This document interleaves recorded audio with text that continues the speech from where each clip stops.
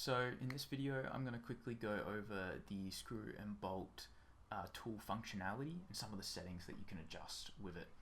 So I'm just in the Neat Matte example scene and I'm going to create a fill layer and I'm just going to adjust the height, put it into the positive values a little bit, and I'm going to make it metallic and increase the roughness, just a very basic fill layer. I'm going to create a black mask and I'm going to add a paint adjustment layer.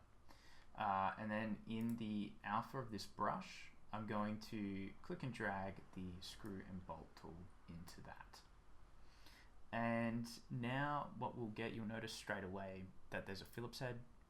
If you click on your model, it will start to place assets down. There's presets, which just reset the values back to the default presets for the corresponding presets. So like Phillips head, bolt, flathead, hex bolt, rivet, and the welding alpha, which we'll go over a little bit later in this video. Further down, you've got alpha selection, and what I'll do is I'll expand the alpha settings, because you'll notice that when I change the alpha selection to, like, let's say bolt, you'll see that all the alpha settings change to the corresponding alpha, so you only get the relevant settings for the relevant alpha. If I change it to rivet, you'll see that you only get the rivet settings. If I change it to Phillips head, you only get the Phillips head setting, and so on and so forth. Let's start with bolt. So if I just click, you'll get just a generic bolt head. We can adjust the bolt segments. So if you look in this little preview up here, you'll kind of see what I'm talking about. Be a bit hard to see, but if I bring down the bolt segments to 4, you'll get a square bolt. If I bring it up to 8, you'll get an 8-sided bolt, and so forth. It's pretty easy. I'm going to just put it back down to 6. And then you've got the bevel amount, which changes this like bevel amount between the edge and the actual head of the bolt. So we can make it like bevel more, or we can make it bevel less, and you have a really harsh fall off. The blur amount, or the blur bolt, sorry, blurs this like little circle head that's in the top of the bolt. Some bolts have this, others don't, but at the reference I was looking at, most of them had this kind of effect. So you can blur it, and you know, when you really blur it, it kind of goes away, and also kind of blurs the edges a little bit. But if you bring it down, you can get some kind of cool effects. I'm going to turn up the bevel amount again, just so we get a bit of bevel.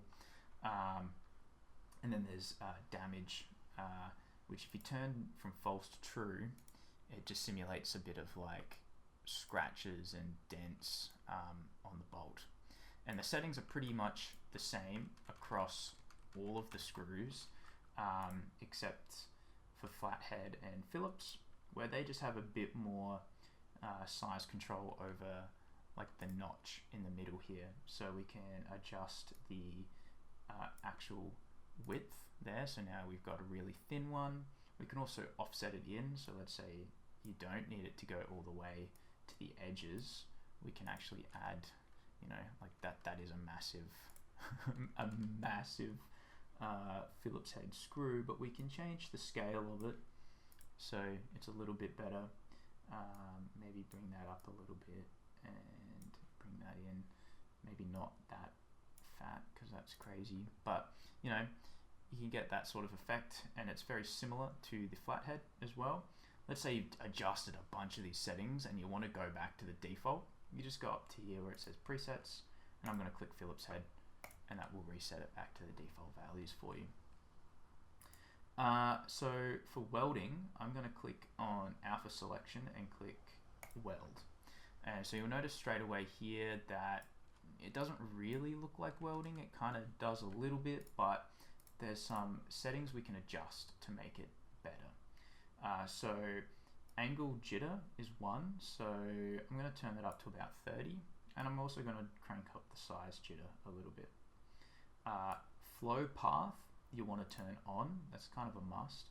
And the spacing, you want to probably leave it around 15, but we'll see how it looks now. So now if I click and drag, you'll see we're getting this kind of nice weld bead.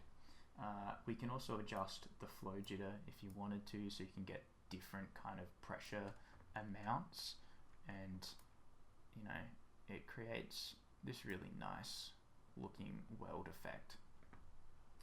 Under the alpha settings, we do have limited adjustment for the weld. We can adjust the rotation of it, so if you're, you know, wanting to do some weirdness with it, you can.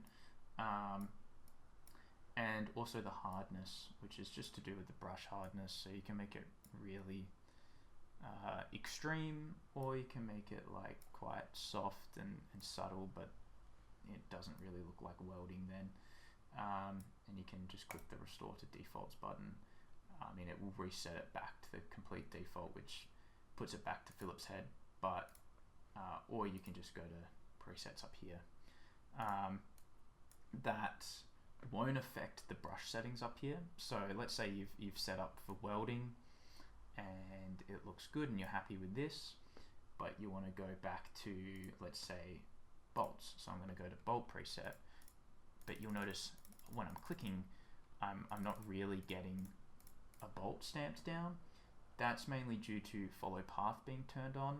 So just make sure that that's turned off when you're wanting to stamp down stuff, and it will work.